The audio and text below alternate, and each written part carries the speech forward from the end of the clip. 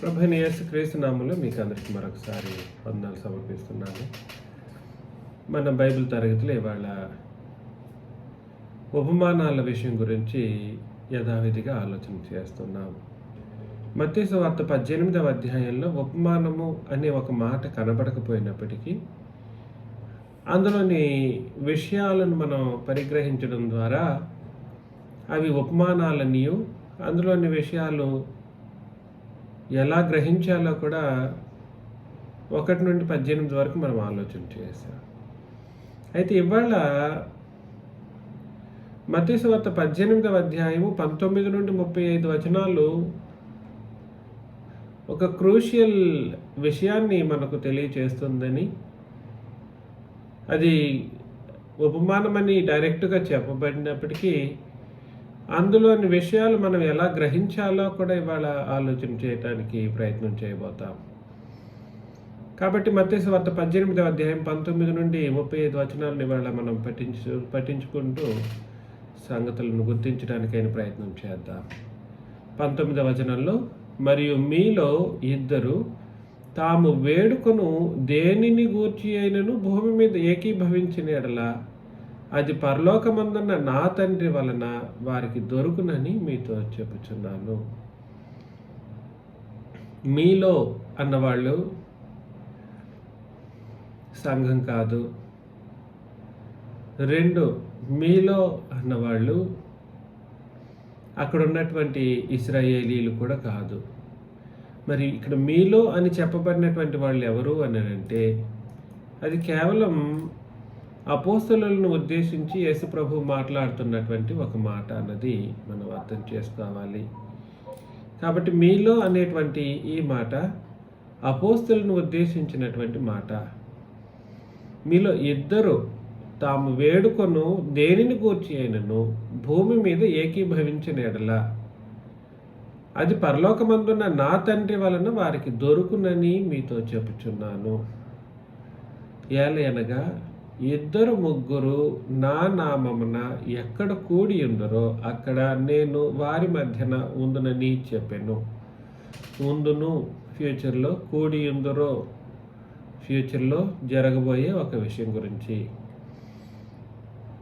2-3 నా నామమున, కనీసం 2 కలిసి వేడుకునే ఒక పరిస్థితి గురించి మాట్లాడడం జరుగుతుంది.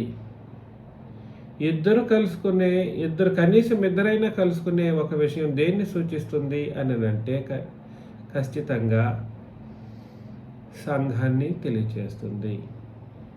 కాకపోతే వారి మధ్యన నేను ఉందునని చెప్పడం అనే మాట భవిష్యత్తులో జరగబోయే ఒక విషయం గురించి, యేసు ప్రభు సిలువలో మరణించేంత వరకు పాత నిబంధన అనే సంగతిని మనం అర్థం చేసుకున్నట్లుగా సిలువ మరణానంతరం మీలో ఇద్దరు, సిలువ మరణానంతరం, మ్యూట్లో పెట్టండి, అందరూ మ్యూట్లో పెట్టండి. సిలువ మరణానంతరం ఖచ్చితంగా మీరు ఎలాగ నన్ను ఆరాధన చేయబోతారు, వేడుకొనబోతారు.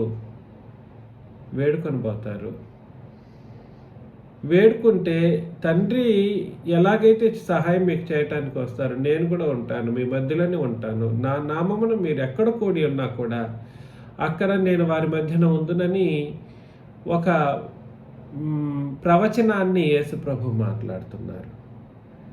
ఎప్పటికైనా గుర్తుపెట్టుకొని మరలా చెబుతున్నాను, ప్రవచనాత్మకంగా మాట్లాడినది అప్పటికప్పుడే జరిగినట్లుగా కాదు, అప్పటికప్పుడే ఆజ్ఞాపిస్తున్నట్లుగా కూడా కాదు. కాకపోతే ఈ ప్రవచనము అన్నది ముందుగానే చెప్పబడుతున్నటువంటి ఒక సంగతి. అది కొన్ని రోజుల తర్వాత జరగవచ్చు, కొన్ని నెలల తర్వాత జరగవచ్చు, కొన్ని సంవత్సరాల తర్వాత జరగవచ్చు, కొన్ని వందల సంవత్సరాల తర్వాత జరగవచ్చు, ఇంకెందుకు కొన్ని వేల సంవత్సరాల తర్వాత కూడా ఆ ప్రవచనం యొక్క నెరవేర్పు అన్నది జరగగలదు. అందుకని మిమ్మల్ని ప్రేమతో హెచ్చరిస్తున్న విషయం ఏమిటంటే, వెంటనే ఇక్కడ ఈ మీలో అన్నవాళ్ళు అక్కడ సంఘాన్ని ఉద్దేశించి మాట్లాడట్లేదు. 2, మీలో అన్నవాళ్ళు ఇశ్రాయేలీని ఉద్దేశించి మాట్లాడట్లేదు. మరి మీలో అన్న వాళ్ళు ఎవరని అంటే అక్కడ 12 మంది అపోస్తలుని ఉద్దేశించి యేసు ప్రభు చెప్తున్న సందర్భం. మీరు ఏకీభవించి ఏదైతే అడుగుతారో, ఎలా ఏకీభవించడం అనే ఒక మాటకు మీరు అర్థం తెలుసుకోవాలి. ఏకీభవించడం అనే మాట సంఘాన్ని ఉద్దేశించినటువంటి మాట. సంఘములో ఉన్న ప్రతి ఒక్కరూ ఏకీభవించే ఒక కార్యక్రమం. సంఘములో ప్రతి ఒక్కరు ఎలా ఉండాలి అని అంటే ఏకీభవించి వేడుకోవాలి. మీరందరూ ప్రార్థనలో ఏకీభవిస్తున్నారా లేదా? ఆమేన్ అన్నప్పుడు ప్రతి ఒక్కరూ మనం ఏం చేస్తున్నామనంటే ఏకీభవిస్తూ ఉన్నాం. ఆరాధనలో ఏకీభవిస్తున్నాం. బైబిల్ తరగతులలో ఏకీభవిస్తూ ఉన్నాం. ఒకవేళ నాకు బహుశా నేను మీ మనసులు నాకు తెలియదు, కాకపోతే మీరు కలిసేది మాత్రం నాకు తెలుసు. మీరు కలుస్తున్నారు కాబట్టి నా ఉద్దేశం ఏమై ఉండొచ్చు అని అంటే ఏకీభవిస్తున్నారు మా సహోదరులు అనే ఉద్దేశం నాకు ఉంటే మీలో దురుద్దేశంతో ఏకీభవించే వాళ్ళు ఎవరైనా ఉంటే అవన్నీ కూడా తండ్రికి ప్రభుకి తెలిసి వస్తుంది. అయితే కనీసం ఇద్దరు ముగ్గురు నా నామముని ఎక్కడ కూడి ఉందరో అక్కడ నేను వారి మధ్యన ఉందునని చెప్పాను. ఇది మొత్తానికి శిలువ మరణం తర్వాత జరగబోయే ఒక రాజ్యపు విషయం గురించి మాట్లాడుతున్న సందర్భం. ఎలాగా? ప్రవచనాత్మకంగా 21లో అదే సమయంలో పేతురు ఆయన యొద్దకు వచ్చి, ప్రభువా, నా సహోదరుడు నా ఎడల తప్పిదము చేసిన ఎడల ఎన్ని మార్లు అతన్ని క్షమింపవలెను? 7 మార్లు మట్టుకా అని అడిగాను. పాత నిబంధనలో క్షమాపణలు కూడా లిమిటెడ్వేనండి. కానీ క్రొత్త నిబంధనకు వచ్చేసిన తర్వాత ఇక్కడ నా సహోదరుడు నా ఎడల తప్పిదం చేసిన ఎడల నేను ఎన్ని మార్లు క్షమించాలి అతన్ని? సరైన ప్రశ్నే వేశాడు పేతురు గారు. 7 మార్లు మట్టుక అని అడిగాను. అందుకు యేసు అతనితో ఇట్లా, నేను 7 మార్లు మట్టుకే కాదు 70 ఏళ్ల మార్లు మట్టుకని నీతో చెప్పుచున్నాను. ఈ 7 మార్లు 7 × 70 70 ఏళ్ల మార్ల మట్టుకని. అర్థమవుతుందా? 70 ఏళ్ల మార్ల మట్టుకు. కాబట్టి దయచేసి 70 టైమ్స్ అన్నమాట. 7 మార్లు మాత్రం కాదు, ఎక్కువసేపు, 70 సార్ల కంటే ఎక్కువసేపు. అంటే ఇది ఒక ఉపమాన భాష అనే విషయాన్ని మీరు గుర్తించాలి. 70 అనేది ఏమిటి?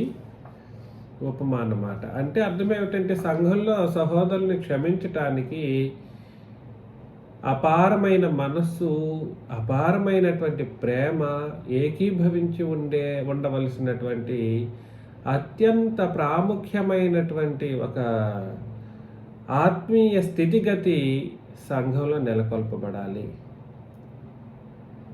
క్షమించబడ్డం అనే మాటకు నిలువెత్తు నిదర్శనం ప్రభువైన క్రీస్తు తండ్రి అయిన దేవుడు. కానీ ఒక విషయం ఏమిటంటే మనం క్షమించడం అనే సంఘంలో చేర్చబడిన తర్వాత మనం ఎన్ని పాపాలు చేసి ఉన్నా, ఎన్ని దోషాలు చేసి ఉన్నా, అనేక రకాలైనటువంటి కీడులు సంఘంలో ఉన్న వాళ్ళకి చేసినా అయినా మనమే క్షమించలేని పరిస్థితుల్లో కొన్ని సందర్భాల్లో ఉండగలుగుతున్నా. అది ఎలా? నాకు సాధ్యం కావట్లేదు, నాకు అర్థం కావట్లేదు.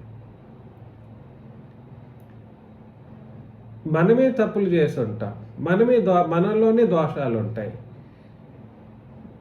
మరలా ఆ చెడు బుద్ధి, దుష్ట బుద్ధి ఎవరి మీద వేసేస్తుంటామని అంటే ఎవరితోనైతే మాట్లాడారు, ఎవరైతే మనల్ని ఇబ్బంది పెట్టారని మనం ఫీల్ అయ్యి వాళ్ళని హింసించామో మరలా రివర్స్లోకి వాళ్ళ మీదే వేసేస్తూ ఉండేటువంటి పరిస్థితులు కనబడుతూ ఉంటాయి. కాబట్టి సంఘము క్షమాపణకు నిలువెత్తు నిదర్శనము అని ఉద్దేశించి చెప్పే కోణంలో మాట్లాడటం జరుగుతుంది. సంఘము దేనికి నిదర్శనము? క్షమాపణకు నిలువెత్తు నిదర్శనం. వారెంతటి ద్రోహమైనా నీకు చేసి ఉండును గాక, నీ సంఘంలో ఉన్న ఎవరైనా కూడా సరే అల్టిమేట్గా ఆలోచన చేయవలసిన ఏకైక కార్యక్రమం ఏమిటనంటే క్షమించటం. క్షమించడం అనేది మన జీవితంలో ఒక శ్వాసగా పెట్టుకోవాల్సినటువంటి ప్రాముఖ్యమైనటువంటి ఒక సంగతి. ఏమన్నాను? క్షమించడం అనేది మన జీవితంలో క్షమించకపోతే నీకు శ్వాస ఆగిపోయినట్టు అన్నట్లుగా మనం బ్రతకాలి. క్షమించడం. మనం మొహాలు మార్చేసుకుంటూ ఉంటాం. నేను ఇంక మాట్లాడను, నేను మాట్లాడబోయేది లేదు, ఇంకా ఆపేసేస్తూ ఉంటారన్నమాట.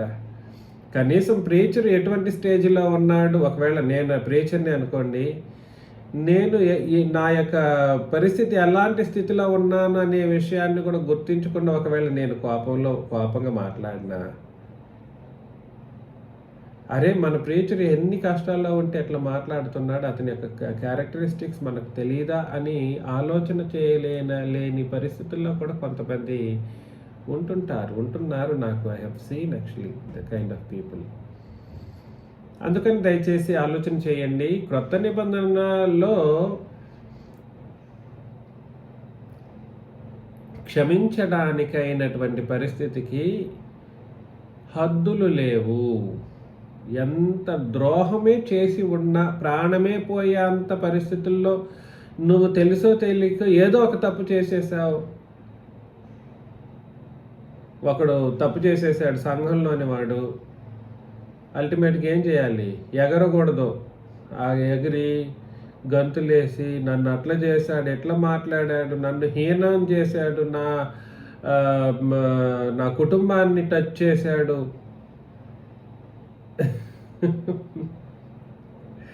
నా జాతిని, నా కులాన్ని, నా మతాన్ని, నా వ్యక్తిగత విషయాలను ఏది చెప్పినా, ఎన్నిసార్లు ఏది చేసినా కూడా సరే, సహోదరుడు అనబడిన వాడి పట్ల, వాడు చేసిన తప్పిదం పట్ల క్షమాపణే మనం చేయవలసిన అత్యంత ప్రాముఖ్యమైనటువంటి సంగతి. దయచేసి ఆలోచన చేయండి. మాట్లాడకూడదు, ఇప్పుడు కాదు డౌట్లు మాట్లాడేది. నేను అందుకే మ్యూట్లో పెట్టమని చెప్పాను, మరలా తిరిగి మాట్లాడుతున్నారు. ఈ డౌట్లన్నీ తర్వాత అడగండి నేను అన్నానా? 23వ వచనం చాలా ప్రాముఖ్యమైనటువంటి ఈ క్షమించడం అనే ఒక దానికోసమే, అందుకోసమే ఈ క్షమించే ఒక విషయంలో అపోస్తులకి నేర్పిస్తున్నటువంటి కోణంలో ప్రభువుని క్రీస్తు యేసు ఎలాంటి క్షమాపణ ఎలా ఉండబోతుంది, ఎలా మనం ప్రవర్తించాలి, సంఘానికి క్షమించే విషయాన్ని ఎలా నేర్పాలనే ఒక ఉద్దేశాన్ని యేసు ప్రభు 23వ వచనం నుండి ఒక ఉపమాన రూపంలో మాట్లాడటం మనం గమనిస్తూ ఉన్నాం. మరలా చెబుతున్నాను, పరలోక రాజ్యము అని చెప్పిన ప్రతి సందర్భంలోనూ, పరలోక రాజ్యమని యేసు ప్రభు చెప్పిన ప్రతి సందర్భంలో ఉపమాన రూపంలో మాట్లాడుతున్న ప్రతిదీ కూడా సరే సంఘాన్ని ఉద్దేశించిందని ప్రాముఖ్యంగా మనం గుర్తించాలి. దేన్ని ఉద్దేశించినట్లుగానంటే మరలా సంఘాన్ని ఉద్దేశించినట్లుగా. కావున పరలోక రాజ్యము తన దాసుల యొద్ద లెక్క చూచుకొని కోరిన ఒక రాజును పోలినది. చాలామంది ఈ విషయాన్ని మాట్లాడుతున్నప్పుడు ఏకంగా ఏం చెప్పేస్తారో మీకు తెలిసి ఉండొచ్చు బహుశా. డైరెక్ట్గా ఏం చెప్పేస్తారంటారంటే, పరలోక రాజ్యంలో వ్యక్తుల గురించి మాట్లాడినట్లుగా మాట్లాడుతూ ఉంటారు. పరలోక రాజ్యమే ఒక రాజును పోలింది. పరలోక రాజ్యము ఈజ్ ఈక్వల్ టు రాజు. పరలోక రాజ్యము తన దాసుల యొద్ద లెక్క చూచుకొన గోరిన ఒక రాజును పోలి ఉన్నది. కాబట్టి పోలిక దేనికి? పరలోక రాజ్యానికి, రాజుకి. రాజును పోలినది. రాజు ఎవరు అని అంటే సంఘంలోని వ్యక్తులు కాదు. రాజు ఎవరు అని అంటే పరలోక రాజ్యం రాజు అంట. పరలోక రాజ్యము తన దాసుల యొద్ద లెక్క చూచుకొనగోరిన ఒక రాజును పోలినది. రాజ్యమే రాజును పోలింది అని అన్నప్పుడు దాని అర్థం ఏమిటి అని అంటే, సంఘంలోని వ్యక్తిగత వ్యక్తుల గురించి మాట్లాడుతున్న సందర్భం కాదు. సంఘంలోని ఒక వ్యక్తి రాజుగా ఉన్నట్టుగా, అతని దగ్గర దాసులు ఉన్నట్టుగా, అతన్ని క్షమించలేదన్నట్లుగా మాట్లాడే ఒక ఉద్దేశంతో మాట్లాడిన సందర్భం కాదు ఇది. మరి ఏమిటి సందర్భం అని అంటే, పరలోక రాజ్యమే రాజుతో పోల్చబడింది. పరలోక రాజ్యం దేంతో పోల్చబడింది? రాజుతో పోల్చబడింది. పరలోక రాజ్యం అనేది సంఘము. పరలోక రాజ్యం అనేది సంఘం. పరలోక రాజ్యం అని చెప్పబడిన ఆ మాట సాక్షాత్తు తండ్రి ప్రభువు సింహాసనాసీనులై కూర్చున్న ఆ పరలోకంతో, పరలోకం అన్నది కాదు ఇక్కడ పరలోక రాజ్యం అనేది మాట. కాబట్టి ఇక్కడ పరలోక రాజ్యము సంఘాన్ని ఉద్దేశించినది. ఈ రాజ్యం ఎలాంటిది అని అంటే రాజును పోలినది. సంఘం ఎలాంటిది అని అంటే రాజును పోలినది. కాకపోతే ఈ సంఘము లెక్కలు చూసే ఒక సంఘంగా ఉందంట. తన దాసుల యొద్ద లెక్కలు చూచుకొనగోరిన ఒక రాజును పోలి ఉన్నది. కాబట్టి సంఘంలో ప్రతి ఒక్కరూ కూడా సరే ఏకీభవించి, ఇద్దరు లేదా ముగ్గురు కలిసి ఏకీభవించినటువంటి సందర్భంలో ఆ సంఘం అంతటినీ కలిపి ఒక రాజుగా పోల్చబడ్డం. ఈ సంఘంలో ఎవరైనా ఒకరు తప్పు చేసిన వాళ్ళుగా అనబడితే సంఘమంతా కలిసి ఏం చేయాలనంటే క్షమించే ఒక ప్రాముఖ్యమైన విషయం గురించి మాట్లాడుతున్నాడు. కానీ వ్యక్తిగతంగా క్షమించాల్సినటువంటి ఒక ఉద్దేశాన్ని ఇక్కడ మాట్లాడట్లేదు. వాస్తవమే, వ్యక్తిగతంగా మనం క్షమించాలి. కానీ వ్యక్తిగతంగా కంటే కూడా సరే సంఘంగా మనం అందరం కూడా సరే సహోదరుల్ని క్షమించాల్సినటువంటి పరిస్థితి ఉందన్న విషయాన్ని ఉద్దేశించి ప్రవచనాత్మకంగా ఉపమాన రూపంలో యేసు ప్రభు మాట్లాడుతున్న సందర్భం ఇది. కాబట్టి 24 అతడు లెక్క చూచుకున్న మొదలు పెట్టినప్పుడు, అతడు అంటే ఎవరిక్కడ? రాజు. ఎవరిక్కడ? సంఘము లేదా పరలోక రాజ్యం. ఒక వ్యక్తి గురించి కాదు ఇక్కడ మాట్లాడుతున్నది. మరలా అతడు అన్నందుకు ఒక వ్యక్తి కాదు అది. అర్థం చేసుకోండి. ఒక వ్యక్తికి ఆపాదించారు మనుషులందరూ. వ్యక్తికి ఆపాదించారు. అతడు రాజు ఎవరు అని అంటే పరలోక రాజ్యం, సంఘం. కాబట్టి అతడు అంటే సంఘము లెక్క చూచుకొని మొదలుపెట్టినప్పుడు అతనికి 10,000 తలాంతులు అచ్చి ఉన్న ఒకడు అతని వద్దకు తేబడెను. 10,000 తలాంతులు అచ్చి ఉన్న ఒకడు అతని వద్దకు తేబడెను. అప్పుడు అప్పు తీర్చుటకు వాని వద్ద ఏమీ లేనందున వాని యజమానుడు వాని భార్యను పిల్లలను వానికి కలిగినది యావత్తును అమ్మి అప్పు తీర్చవలనని ఆజ్ఞాపించెను. కాబట్టి ఆ దాసుడు అతని ఎదుట సాగిలపడి మ్రొక్కి, నా ఎడ్ల ఓర్చుకొనుము, నీకు అంతయు చెల్లింతునని చెప్పగా ఆ దాసుని యజమానుడు కనికరపడి వానిని విడిచిపెట్టి వాని అప్పు క్షమించెను. కాబట్టి ఇతను ఏమన్నాడు? అప్పు తీర్చాలి, ఎలాగైనా తీర్చాలి. నువ్వు 10,000 తలాంతులు నాకు అప్పు ఉన్నావు కాబట్టి ఎలాగైనా తీర్చాలి అన్నప్పుడు నా దగ్గర ఏమీ లేదయ్యా నేను తీర్చడానికి అని చేతులు ఎత్తేసాడు. ఏమీ లేకపోతే నీ భార్య పిల్లలు ఉన్నారు, వెళ్ళి నీ ఆస్తి ఉంది యావత్తును అమ్మేసి తీసుకురా, నా అప్పు తీర్చాల్సిన అవసరం ఉంది అని చెప్పేసి అతడు అడిగాడు. అప్పుడు ఏం జరిగింది? ఆ దాసుడు ఏం చెప్పాడంటే, అతను సాగిలపడి మ్రొక్కి, నా ఎడ్ల ఓర్చుకొనుము, నీకు అంతయు చెల్లింతునని చెప్పగా ఆ దాసుని యజమానుడు కనికరపడి వానిని విడిచిపెట్టి వాని అప్పును అంతటినీ క్షమించేశాడు. అయితే ఆ దాసుడు బయటకు వెళ్ళి తనకు 100 దెనారములు అచ్చి ఉన్న తన తోడి దాసులతో ఒకరిని చూచి వాని గొంతు పట్టుకొని నీవు వచ్చి ఉన్నది చెల్లింపము అనెను. ఇదంతా ఇక్కడ దాసుడు అనంటే దాసుడు కాదు, అప్పు అంటే వాస్తవానికి అప్పు కాదు. ఇంకా ఇవన్నీ దేన్ని సూచిస్తున్నాయి చెప్పండి? జస్ట్ క్షమించే ఒక ప్యాటర్న్‌ని ఇక్కడ మాట్లాడటం, క్షమించే పద్ధతి గురించి మాట్లాడటం జరుగుతూ ఉంది.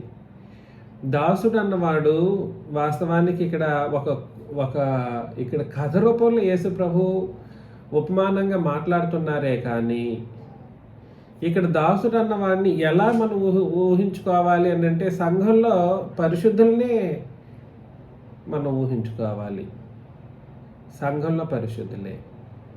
ఇక్కడ నిజంగా నేను పలానా వ్యక్తి దగ్గర కొంత అప్పు తీసుకున్నాను అనుకోండి, ఈ ఈ నేను వ్యక్తిగతంగా ఒక సహోదరుని దగ్గర, సంఘంలోని సహోదరుని దగ్గర అప్పు తీసుకున్నప్పుడు ఆ అప్పు గురించి మీరు క్షమించేయండి అనే ఉద్దేశం కాదు ఇది. ఇది అప్పులకి లావాదేవీలకి సంబంధించిన మాట కాదు. క్షమించడం అనే ఒక పద్ధతికి సంబంధించినటువంటి ఒక పరిస్థితి. అయితే వాడేం చేశాడు? దాసుడు 10,000 తలాంతులు క్షమింపబడిన వాడు బయటికి వెళ్ళాడు. బయటికి వెళ్ళిన వెంటనే వాడి ముందు ఎవడు కనిపెట్టాడంటే, 100 దేనారములు వచ్చి ఉన్న తన తోడి దాసుల్లో ఒకరిని చూచి వాడు గొంతు పట్టుకొని గొంతు పిసికేస్తా ఉన్నాడు, నా డబ్బులు తీసుకురా. గొంతు పట్టుకొని నీవు వచ్చి ఉన్నది చెల్లింపమని. అందుకు వాడిని తోడి దాసుడు సాగిలపడి అదేవిధంగా అడిగాడు, నా ఎదుట ఓర్చుకొనుము, నీకు చెల్లించదును. వీడు అతని దగ్గర ఏం చెప్పాడు? రాజు దగ్గర, నేను ఏమీ చెల్లించలేను, నా దగ్గర ఏమీ లేదు అని అడిగినప్పుడు సరే క్షమించేశాడు ఆ రాజు. కానీ వీడేం చేస్తున్నాడు? వీడి దగ్గర కూడా వీడి దగ్గర అప్పున్నాడు ఏం చేస్తాడని చెప్పాడంటే, నీకు ఖచ్చితంగా చెల్లిస్తాను, కొంత ఓర్చుకో. వీడేమో లేదన్నాడు.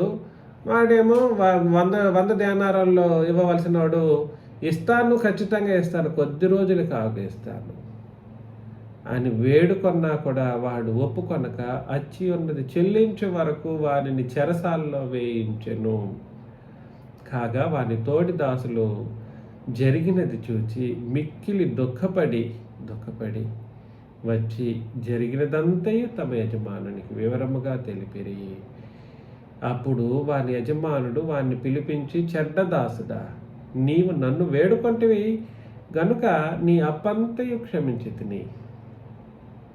నేను నిన్ను క్షమించిన ప్రకారం, అందులో చాలా ఇంపార్టెంట్, నేను నిన్ను క్షమించిన ప్రకారం నీవును నీ తోడి దాసుని కరుణింపవలసి ఉండెను కదా అని వానితో చెప్పాను. అందుచేత వాని యజమానుడు కోపపడి తనకు అచ్చి ఉన్నదంతయు చెల్లించే వరకు బాధపరచు వారికి వాన్ని అప్పగించెను. కాబట్టి పరిస్థితి ఏమిటంటే, సంఘంలోనున్న ప్రతి సహోదరులు క్షమించే విషయం గురించి మాట్లాడుతున్నాడు. ఇక్కడ దాసుడంటే సంఘానికి అవతల ఉన్నోడి గురించి కాదు ఇక్కడ మనం ఆలోచన చేయాల్సింది. పరిస్థితి ఇక్కడ కథ అలాగా అనబడినప్పటికీ కూడా సరే, కథ మొత్తం కూడా దేని మీద ఆధారపడి ఉందనంటే, క్షమించబడే ఒక కార్యక్రమం గురించి ఈ ఉపమానం మాట్లాడుతుంది. కాబట్టి మీలో ప్రతివాడు తన సహోదరుని హృదయపూర్వకముగా క్షమింపని ఎడల, ఎలా క్షమించాలి? హృదయపూర్వకముగా క్షమింపని ఎడల నా పరలోకపు తండ్రియు ఆ ప్రకారమే మీ ఎడల చేయును అనెను. కాబట్టి దయచేసి ఆలోచన చేయండి. క్షమించడం అనే ఒక మాట ఇక్కడ అచ్చి ఉండడం అనే ఒక ఉద్దేశాన్ని మాట్లాడిందే కానీ, క్షమించకపోతే ఏం జరుగుతుందన్నది మాత్రమే ఈ ఉపమానం మనకు హెచ్చరికగా మనకు తెలియజేస్తూ ఉంది, హెచ్చరికలు జారీ చేస్తూ ఉంది. దేవుడు తండ్రి మనల్ని క్షమించాల్సిన పరిస్థితిని బట్టి మనం కూడా ఏం చేయాలంటే సహోదరులని క్షమించాల్సినటువంటి పరిస్థితి ఉంది. క్షమించలేని హృదయం కలిగిన వాళ్ళు ఖచ్చితంగా కటకటాల పాలవుతారు. ఎలాగైతే బాధపరచబడి వారికి అప్పగించబడ్డాడో, ఆ 10,000 తలాంతులు తీసుకున్నటువంటి అప్పుదారుడు బాధపరిచి వారికి అప్పగించి వాడు యుగయుగాల నష్టానికి ఎలాగైతే వెళ్ళాడో అలాంటి పరిస్థితి వస్తుందని ఒక హెచ్చరికను జారీ చేస్తూ ఉన్నాడు. క్షమించడం నేర్చుకోవాలి. ఏమి నీకు నీకు క్షమించిపోతే ఏమైపోతుంది? అహము నీ అహం తగ్గిపోతుందా? నీ డబ్బులు తగ్గిపోతుందా? నీ ఆస్తి ఏమైనా తగ్గిపోతుంది? ఇంకేమైనా అయిపోతుంది? ఏమీ కాదు. క్షమించడం అనే మాట దయచేసి క్షమించడం అనే దాన్ని మనం ప్రాక్టీస్ చేయవలసినటువంటి పరిస్థితుల్లో ఉన్నాం. We should practice it. కొన్ని సందర్భాల్లో అసలు క్షమించడం అనే మాటను ఉపయోగించిన నాకు నచ్చదు. ఎందుకు అంత ఎప్పటికైనా నేను నా పరిస్థితి అలాగే ఉంటుంది. నన్ను ఎంత దుఃఖపరిచినా కూడా సరే, మీరు నన్ను క్షమించండి అని అడిగితే, అయ్యో అట్లా చెప్పకూడదని అనే వాటిని అనాల్సిన పరిస్థితి మనకుంది. అది ఈ క్షమించడం అనే మాట, క్షమించండి అని చెప్పిన తర్వాత క్షమించకపోతే నేనే నరకానికి పోతాను. బాధపరచబడవారు చేతిలోకి పంపివేయబడతాను. 2 కొరింథీయులకు రాసిన పత్రికలో 2వ అధ్యాయం 10-11 వచనాలు చదివినప్పుడు, 2 కొరింథీ 2వ అధ్యాయం 10-11 వచనాలు చదివినప్పుడు, మీరు దేనిని గూర్చి అయినను ఎవని క్షమించుచున్నారో నేనును వాణ్ణి క్షమించుచున్నాను. దేనిని గూర్చి? Name the mistake. ఏం తప్పులు ఉన్నాయి? ఏ తప్పులు మీరు క్షమిస్తున్నారు? దేనినంటే name anything you forgive, I will also forgive. సంఘం, అందుకని నేను చెప్పేది ఏమిటనంటే, వ్యక్తిగతంగా మనం ఆలోచన చేయటానికి వీల్లేదు. సంఘంలో ఒక సహోదరుడు ఒక సహోదరి ఒక విధంగా ప్రవర్తించిందనంటే క్షమించేసేయడమే మన యొక్క పరిస్థితి. ఒక విషయం తెలుసా తెలీదు, మీరేమో క్షమించేసేయండి అని అంటారు. మన యొక్క ఉద్దేశం క్షమించడమే. కానీ వారు చేసినటువంటి తప్పిదానికి వాళ్ళకి తండ్రిని దేవుడు, ప్రభువైన క్రీస్తు యేసు శిక్షను అందిస్తారనమాట. అది ఊరికి వదిలిపెట్టబడదు. మనకిచ్చిన ఆజ్ఞ ఏమిటంటే మనం పాటించటం, క్షమాపణ. ఇప్పుడు మరలా కలిసి వచ్చారనుకోండి, క్షమించేయడం అంతే. దానికి ఏమీ ఇది లేదు. చాలామంది అలా వెళ్ళారు, మరలా వచ్చారు. అదే తండ్రి ప్రభు నాకు నేర్పినటువంటి విషయం. కానీ వాళ్ళు చేసిన తప్పిదం అలాగే ఉందా లేదా? ఉంది. నేనైతే క్షమించాను, మనమైతే సంఘమంతా క్షమించాం అని వాళ్ళు చేసిన తప్పుకు తండ్రి ప్రభు ఖచ్చితంగా శిక్షించక తప్పదు. దయచేసి ఆలోచన చేయండి. క్షమించడమే మన బాధ్యత. అంతకు మించిన ఆలోచన ఏది చేయకూడదు. ఎలాగా? క్షమించడమే మన బాధ్యత. 11వ వచనంలో, నేనేమైనాను క్షమించి ఉంటే సాతాను మనల్ని మోసపరచుకున్నట్లు మీ నిమిత్తం క్రీస్తు సముఖమునందు క్షమించి ఉన్నాను. కాబట్టి సంఘంలో క్షమించడం, సంఘంగా క్షమించటం, ఇది నేర్చుకోవాలి మనం అందరం కూడా. సరే, సంఘంగా అంటే అందరూ ఏకీభవించి క్షమించడం అనే ఒక పద్ధతి. ఈ పద్ధతి నాకు సంఘంలో కనబడట్లేదు. మన సంఘంలో ప్రాముఖ్యంగా మొదటి శతాబ్ద సంఘంలో ఉన్నది ఇట్లాంటి ఒక పద్ధతి. ఇప్పుడు మనదే నిజమైన క్రీస్తు సంఘం. ప్రపంచం మొత్తానికి నేను చెప్తున్నాను, బల్లగుద్ది చెప్పగలను. ప్రపంచం మొత్తంలో పరలోకం వెళ్ళగలిగిన ఏకైక సంఘం మనది మాత్రమే. కానీ ఇంత గొప్ప ఒక స్టేటస్లో ఉండి కూడా క్రీస్తు సముఖమునందు క్షమించడం అనేటువంటి మాటకు అర్థం తెలియకుండా మన బ్రతుకులు ఉంటున్నాయంటే నాకు బాధాకరంగా ఉంది. క్రీస్తు సముఖమునందు క్షమించడం. కాబట్టి సాతానుడు ఏం చేస్తాడంటే క్షమించని వాళ్ళని వాడు లాగుతాడన్నమాట, మోసపరచడానికి సిద్ధమవుతాడు. సాతాను తంత్రములను మనం ఎరుగని వారం కాము. కాబట్టి సాతాను ఏమైనా తంత్రం చేసి నువ్వు క్షమించకపోతే నిన్ను లాక్కుంటాడు, తన వైపు తీసుకెళ్ళిపోతాడు, నరకానికి సిద్ధం చేస్తాడు అని అర్థం అన్నమాట. నేను చెప్తున్నాను, సంఘానికి ముందు చేసినటువంటి పాపం అయితే సంఘం అంతా కలిసి క్షమించాలి. వ్యక్తిగతంగా పాపం చేసినట్లయితే నేను పలానా మర్యాదాస్ గారిని, అతను అట్లాంటోడని నేను చెప్పి, ఆయన వ్యక్తిగతంగా నేను చెప్పిన తర్వాత ఆయనకి నాకు వాగ్వాదం వచ్చేసి అయిన తర్వాత, అయ్యా నేను మీకు విరోధంగా తప్పు చేశాను, దయచేసి క్షమించండి అని నేను అడిగితే ఆయన వ్యక్తిగతంగా క్షమించాలి. సంఘం ముందు నేను ఆయన అలా అన్నాను అనుకోండి, సంఘం ముందు నేను క్షమాపణ అడిగితే సంఘం ముందు అందరి ముందు ఆయన నన్ను క్షమించాలి. వ్యక్తిగతంగా అయితే వ్యక్తిగతంగా, సంఘం ముందు అయితే సంఘంగా. ఇక్కడ బాధ ఏమిటంటే క్షమాపణ అడిగే మనసు ఒకడికి కూడా ఉండదు. లేదు మనలో. ఇంక నేను చెప్పాలంటే ఇది ఇక్కడికి వచ్చిన అహం. క్షమించే పరిస్థితులు మన వాళ్ళకి ఉన్నా కూడా క్షమాపణ అడిగే పరిస్థితి అయితే లేదు. ముందు క్షమాపణ అడిగితే కదా క్షమించే మనస్తత్వం ఉందో లేదో కనుక్కునేదానికి. నేను చెప్పింది మీకు అర్థమైందా? క్షమాపణ అడిగే పరిస్థితులు కనబడట్లేదు చాలామందిలో.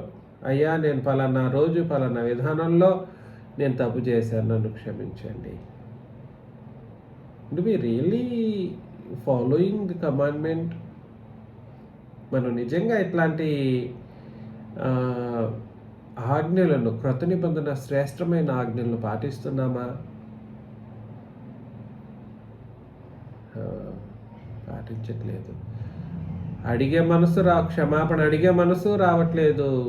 అడిగినా కొంతమందికి క్షమించే మనసు సంఘంలో లేకపోవటం బాధాకరమైన పరిస్థితి. మరి పరలోకానికి వెళ్ళగలిగిన ఏకైక సంఘంలో ఎలాంటి క్యారెక్టరిస్టిక్స్ ఉంటే ఎలాగది? అది మంచిది కాదు. కాబట్టి ఆలోచన చేయండి. క్షమించితేనే మనం క్షమించబడతాం. మనం క్షమించకపోతే మనము క్షమించబడం. ఏం చెప్పాను? క్షమించితేనే క్షమించబడతాం. మనం క్షమించకపోతే మనకు క్షమాపణ లేదు. అయ్యా, క్రైస్తవ్యం ఒక్క రోజుల్లో అయిపోయేది కాదు. ఒక బాప్తిస్మం, క్రొత్త నిబంధన బాప్తిస్మం తీసుకున్న రోజు నుండే పాపం లేని జీవితాన్ని జీవిస్తున్నానంటే అట్లాంటోడు అత్యంత అబద్ధికుడు. నేను ఏ పాపం చేయట్లేదు కనుక నాకు దేవుడు క్షమించాల్సిన పరిస్థితి రాదు అని మీరు అనుకున్నట్లయితే మీరు నరకానికి ఖచ్చితంగా వెళతారు అని అర్థం అన్నమాట. సాతానుడు అంత ఈజీగా నిన్ను పరిశుద్ధంగా బ్రతకనివ్వడు. సాతానుడి సంగతి ఒకటైతే నీ శరీర కోరికలు నిన్ను పరిశుద్ధంగా బ్రతకనిచ్చేటట్లుగా ఉంచదు. నిన్ను పాపానికి లాగేటట్లుగా నీ శరీరం ఒక పక్క ప్రోత్సహిస్తూ ఉంటుంది. పాప ప్రోత్సాహం కొరకు సాతానుడు రెడీగా ఉంటాడు. ఇంకొకటి ఉంది, చెప్పండి. ఇంకోటి ఏందో ఎవరైనా చెప్పగలరా? పాప ప్రోత్సాహానికి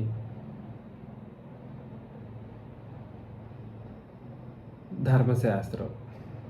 పాపము విస్తరించడానికి ధర్మశాస్త్రం అత్యంత, అంటే సాతాను కంటే లేదా ఏమంటారు మానవ శరీరాల కంటే శరీరాలు సాతాను ఎంత పనిచేసాయో, సాతాను శరీరాలు, మనుషుల శరీరాలు ఎలా పనిచేసాయో ధర్మశాస్త్రం ఒకటే అంత పనిచేసింది. పాపం చేయటానికి 3 కారణాలు. సాతానుడు లాగుతుంటాడు, శరీర కోరికలు లాగుతాయి, ఆ తర్వాత ధర్మశాస్త్రం అనేది నీ కోరికలను ప్రేరేపిస్తూ ఉంటుంది. పాప అతిక్రమానికి దారి తీస్తూ ఉంటుంది. కాబట్టి ఈ 3 ఉన్నటువంటి పరిస్థితుల్లో క్షమాపణ అనేది సంఘంగా చేయాల్సిన పరిస్థితి వస్తే సంఘంగాను, వ్యక్తిగతంగా చేయాల్సిన పరిస్థితులు వస్తే వ్యక్తిగతంగాను. కొలస్సీలకు రాసిన పత్రిక 3వ అధ్యాయం 13వ వచనం కూడా మనం చదివినప్పుడు, కొలస్సీ 3:13, ఎవడైనను తనకు హాని చేసినని ఒకడు అనుకుని ఎడల ఒకరినొకడు సహించుచు హాని చేయకపోయినా సహించే పరిస్థితులు కనబడట్లేదు మనోళ్ళు కొంతమందికి. హాని చేయకపోయినా, కాబట్టి ఎవడైనాను తనకు హాని చేసినని ఒకడు అనుకునేట్లా నాకింత హాని జరిగిపోయింది అని బాధపడే ఒక పరిస్థితి వచ్చినప్పుడు ఒకరినొకడు సహించాల్సినటువంటి పరిస్థితి ఉంది. సహించడమేనా కాదు, ఒకరినొకడు సహించుచు ఒకరినొకడు క్షమించుడి. కాబట్టి ఇవాళ మీరు ఎవరైనా సంఘం ద్వారా, సంఘంలోని ఎవరైనా వ్యక్తి ద్వారా హాని అనుభవిస్తున్నారని అంటే మొదట చేయవలసింది హానిని క్షమించడం కాదు, డైరెక్ట్ ముందు సహించు. హానిని ఏం చేయాలి? సహించాలి ముందు. ఆ తర్వాత క్షమించడం నేర్చుకోవాలి. ఎందుకు అంటే మనం చేస్తున్న ప్రతి పాపాలను సహిస్తూ చూస్తూ ఉన్నాడు ఆ ప్రభు.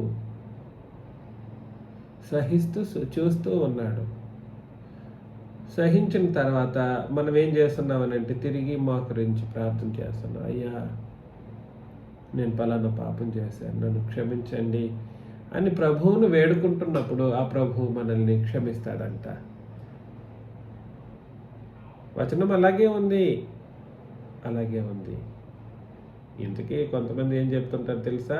ఆ యేసు ప్రభుకి ప్రార్థనే చేయకూడదు క్రీస్తు సంఘం వాళ్ళు, అబద్ధపు క్రీస్తు సంఘాల వాళ్ళు. పాపాలను క్షమించి ఆయన ఎవరు? ఒక తండ్రి మాత్రమేనా?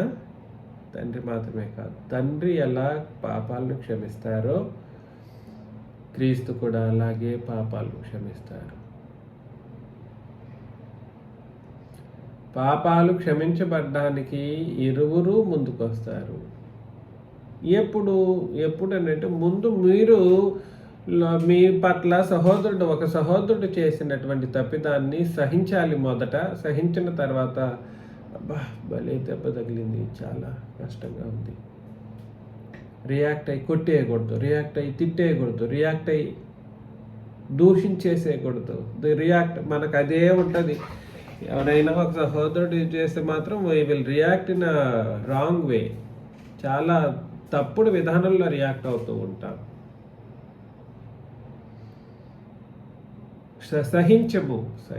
సహింపు గుణం లేదు. అంటే నేను మీ అందరి గురించి తెలుసు కాబట్టి నేను ఇలా మాట్లాడుతూ ఉన్నాను, లేదంటే బోధలాగా చేసుకుంటూ వెళ్ళిపోతా. కాబట్టి సహించుచు ఒకరినొకడు క్షమించుడి, ప్రభువు మిమ్మును క్షమించినలాగున మీరును క్షమించుడి. కాబట్టి మన డ్యూటీ ఏమిటి, మన బాధ్యత ఏమిటంటే క్షమించటం.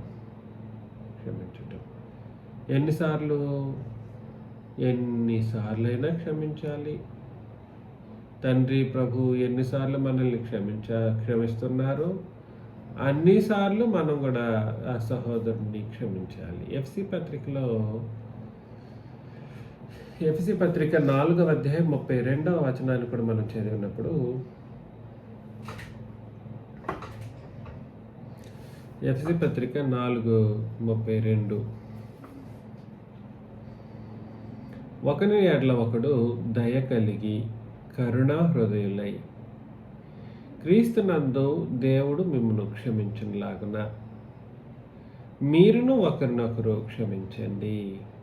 కాబట్టి దేవుడు మనల్ని క్షమించడానికి కూడా క్రీస్తు అనే ప్లాట్ఫామ్ మీదనే, అంటే సంఘంలోనే క్షమిస్తాడు. సంఘము మన పాపాలు క్షమించబడ్డానికి ప్రామాణికం సంఘం ఒకటి, 2 నిబంధన బట్టి మనం బ్రతికితే మన పాపాలు క్షమించబడతాయి, వాస్తవం. కానీ క్రీస్తు నందు అనే మాట దేన్ని సూచిస్తుంది అని అంటే సంఘం యొక్క పరిధిని సూచిస్తుంది, సంఘాన్ని సూచిస్తుంది. క్రీస్తు నందు ఇస్ ఈక్వల్ టు క్రీస్తు సంఘము, క్రీస్తు నందు ఇస్ ఈక్వల్ టు క్రీస్తు సంఘం. లేదయ్యా ఎన్నిసార్లు క్షమించాలి చెప్పండి? ఈసారి నేను క్షమించేది లేదు, నేను అడిగేస్తా.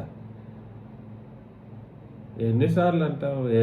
ఎంత మాత్రం క్రైస్తవుడిని, ఎంత మాత్రం వాక్యం చెప్పినా నాకు మాత్రం మనసు ఉంటుందా? నేను కూడా మనిషినే కదా. ఇట్లాంటి మాటలు మనం ఎక్కువ వింటూ ఉంటాం. ఈవెన్ నేను కూడా చెప్పిన పరిస్థితులు ఉంటాయి. నేను కూడా చెప్పున్నాను. కానీ ఇవాళ మనకు హెచ్చరికలు జారీ చేస్తున్నటువంటి విషయం ఏమిటంటే, ఎన్నిసార్లు అంటారా, మీకు ముందు కరుణా హృదయం ఉండాలి. కరుణా హృదయం అనేది ఒక లక్షణం. కరుణా హృదయం అనేది ఏమిటి? ఒక లక్షణం. అది నీ క్యారెక్టర్ అన్నమాట. ఎన్ని చేసినా ఆ లక్షణం మారదు. ఎన్ని జరిగినా లక్షణం అనేది మారదు. కాబట్టి దయ కలిగి ఒకని ఎడల ఒకడు దయ కలిగి దయ కలిగి ఉండి కరుణా హృదయులై క్రీస్తునందు దేవుడు మిమ్మును క్షమించులాగున.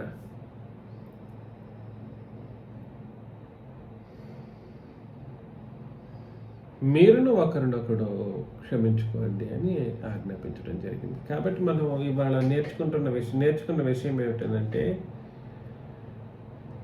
ఈ పరలోక రాజ్యం అనే ఒక రాజు సంఘంగా ఎన్ని పాపాలైనా క్షమించడానికి సిద్ధంగా ఉన్నట్టు,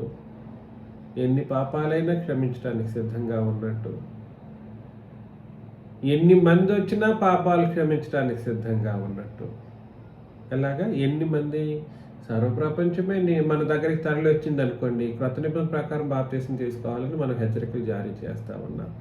ఈ ఆంధ్రప్రదేశ్లో కానీ, తెలంగాణలో కానీ, తమిళనాడులో కానీ, కర్ణాటకలో కానీ, ఈ ప్రదేశాల్లో ఉన్న వాళ్ళు తరలి వచ్చారనుకుని క్రొత్త నిబంధన బాప్తీసం కోసం ఎంతమందికి ఇస్తాం? అంతమందికి ఇవ్వాలి, ఖచ్చితంగా ఇవ్వాలి. We should forgive. దయచేసి ఇది మనం ప్రాక్టీస్ చేయాలి.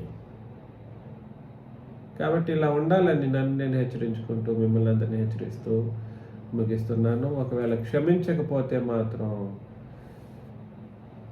ఏమన్నాడు?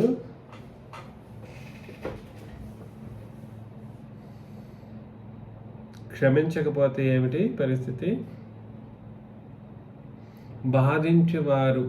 బాధపరచు వారికి అప్పగించబడతారు అనగా నరకానికి పంపేయబడతారు. వందనాలు.